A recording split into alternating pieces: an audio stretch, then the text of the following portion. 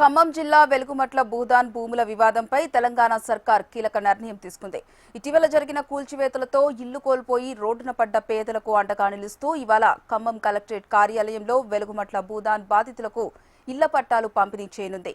ఈ కార్యక్రమంలో deputy CM బట్టి విక్రమార్క, మంత్రులు పొంగులేటి శ్రీనివాసరెడ్డి, తుమ్మల నాగేశ్వరరావు పాల్గొని బాధితులకు పట్టాలు పంపిణీ చేయనున్నారు.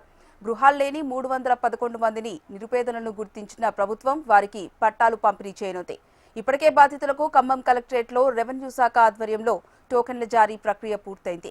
టోకెన్లు అందుకున్న భూబాధితులు డిప్యూటీ సీఎం బట్టి, మంత్రులు పొంగులేటి, తుమ్మల చేతుల మీదుగా పట్టాలు అందుకోనున్నారు.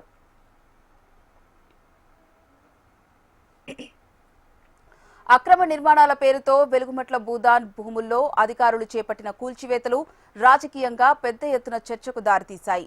సుమారు 15 ఏళ్ల క్రితమే తాము పట్టాలు పొందామని, తమ ఇల్లు ఎలా కూల్చుతారని బాధితులు చేసిన పోరాటంపై ప్రభుత్వం సానుకూలంగా స్పందించింది.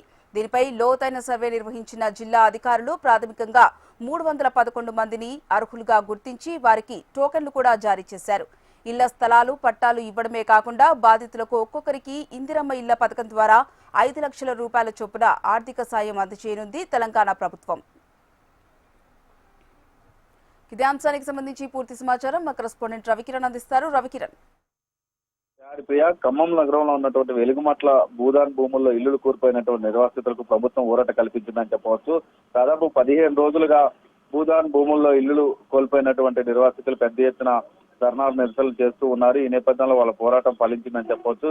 ప్రభుత్వ అధికారులు కూడా ఎప్పటికప్పుడు వాళ్ళకి సంబంధించి సర్వే చేయడం, దాని తర్వాత అర్హులైనటువంటి 311 మంది ఇల్లు స్థలాలు లేని, ఇల్లు లేని పేదలను గుర్తించి వారికి ఈ రోజు పట్టాలు ఇవ్వడంతో పాటు ఇందిరమ్మ ఇళ్లు మంజూరు కూడా చేయనున్నారు. వారితో పాటుగా మరో 101 మంది దాదాపు వేరే వేరే గ్రామాల నుంచి వచ్చి ఇక్కడ ఉన్నటువంటి పేదలు ఎవరైతే ఉన్నారో వాళ్ళందరినీ గుర్తించి వాళ్ళ సొంత స్థలాలు ఉన్న వారికి 101 మందికి కూడా ఇందిరమ్మ ఇళ్ల పట్టాలు కూడా ఇవ్వడం జరుగుతుంది. 3 మంత్రుల చేతుల మీదుగా ఈ పట్టాల పంపిణీ కార్యక్రమం ఈరోజు సాయంత్రం 4 గంటలకు ఖమ్మం కలెక్టరేట్ కార్యాలయంలో జరిగేందుకైతే ఇప్పటికే అన్ని రకాల ఏర్పాట్లు జరుగుతుంది. నిన్న రెవెన్యూ అధికారులు ఎవరైతే అర్హులు ఉన్నారో వాళ్ళందరూ కూడా ఇంటి స్థలాలకు సంబంధించి టోకెన్లు ఇవ్వడం జరిగింది. వారికి ఇందిరమ్మ ఇల్లు కూడా ఇస్తామని ఇప్పటికే మంత్రులు చెప్పడం జరిగింది. ప్రస్తుతం జిల్లా వ్యాప్తంగా కూడా పెద్ద హాట్ టాపిక్ గా మారింది.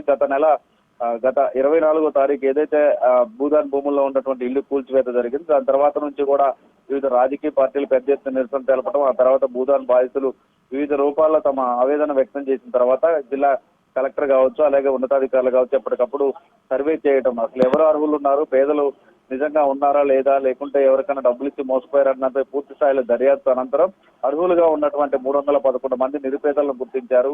వాళ్ళకి అదే భూదాన్ భూముల్లో 30 ఎకరాల్లో దాదాపు 9 ఎకరాలు కేటాయించడం జరిగింది. ఆ 9 ఎకరాల్లో ఒక్కొక్కరికి 75 గజాల చొప్పున స్థలం ఇచ్చేందుకైతే ప్రభుత్వం ఇప్పటికే మంజూరు చేసినుంది. ఈ రోజు పట్టాలు పంపిణీ జరగనుంది. దీంతో పాటుగా అర్హులు ఎవరైతే ఉన్నారో 75 గజాల్లో ప్లేస్ తీసుకున్న వాళ్ళకి ఇందిరమ్మ ఇల్లు కూడా ఇచ్చేందుకు మంజూరు పత్రాలు కూడా ఈ రోజు అందజేయనున్నారు. దీంతో పాటుగా జిల్లా కలెక్టరేట్ కార్యాలయంలో ఇటు డిప్యూటీ సీఎం బట్టి విక్రమార్క, అలాగే మంత్రి తుమ్మల నాగేశ్వరరావు, మరో మంత్రి పొంగులేటి చేతుల మీదుగా ఈ పట్టాలు అందజేయనున్నారు. దీనికి సంబంధించి కార్యక్రమం జిల్లా కలెక్టర్ కావచ్చు, ఉన్నతాధికారులు కావచ్చు పర్యవేక్షిస్తున్నారు. నిన్న సాయంత్రం కలెక్టరేట్ కార్యాలయంలో రెవెన్యూ సిబ్బంది ఇప్పటికే స్థలాలు వచ్చినటువంటి అర్హులు ఎవరైతే ఉన్నారో వాళ్ళకి టోకెన్స్ పంపిణీ చేయడం జరిగింది. ఆ టోకెన్స్ ద్వారా ఈ రోజు పట్టాలు అయితే పంపిణీ చేయనున్నారు.